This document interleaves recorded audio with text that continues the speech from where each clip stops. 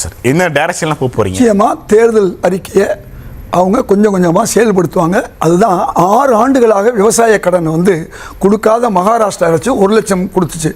இவங்க வெறும் 6 மாத கணக்கில் தான் இவங்க கொடுத்துருக்காங்க 5900 கோடி.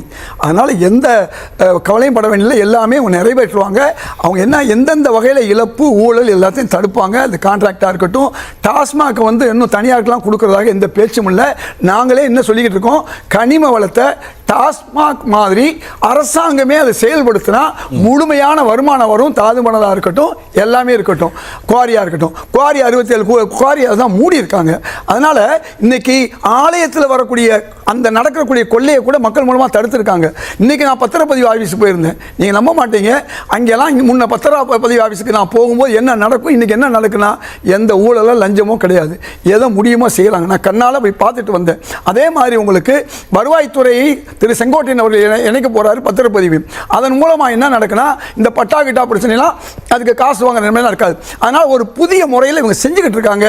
நிச்சயமாக இந்த ஒரு மாதத்தில் பல ஊழல்களை ஒழிக்கிறதுக்குள்ள வேலையை அவங்க ஆரம்பிச்சிட்டாங்க. நிச்சயமாக இந்த ஆட்சி ஊழலை ஒழிக்கிறது மட்டுமல்ல, அரசுடைய வருவாயை பெருக்குவாங்க.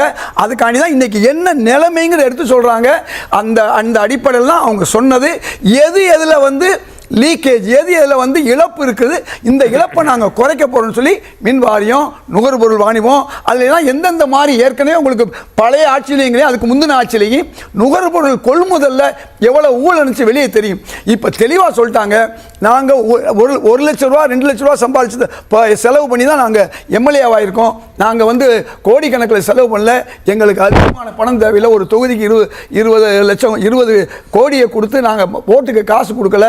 அதனால் அது மட்டுமல்ல, நாங்கள் தமிழ்நாட்டில் கொடுக்கக்கூடிய வரி வருவாய் இருக்குது. இது வரி கொடுத்துருக்கோம் பார்த்தீங்களா, என்னென்ன வரி, இதை போய் கேட்டிருக்கோம். அதாவது ஜிஎஸ்டி 43,000 கோடி நமக்கு தமிழ்நாடு கொடுக்குறோம். நம்ம தமிழ்நாட்டில் இருக்கக்கூடிய கார்பரேட்டுகள் 1,11,000 கோடிக்கிறாங்க.